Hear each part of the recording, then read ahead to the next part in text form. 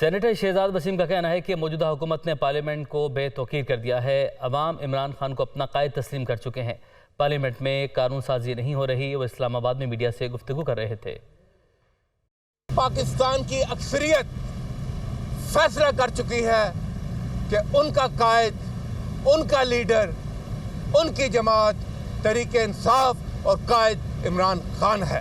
یہ جو اشرافیہ مسلط ہوئی، اس نے اپنے عمل سے ثابت کر دیا کہ اتنے قلیل عرصے میں جس بیلیٹنٹ طریقے سے، جس بھونے طریقے سے اس ملک کے پارلیمنٹ کا مذاق اڑایا گیا، قانون سازی کا مذاق اڑایا گیا، بلڈوزنگ ہوئی اور اپنی مرضی کے قوانین کو اپنے ریلیف کے لیے پاس کرایا گیا، اس سے شرمناک مثال پاکستان کی پارلیمانی تاریخ میں نہیں ملتی۔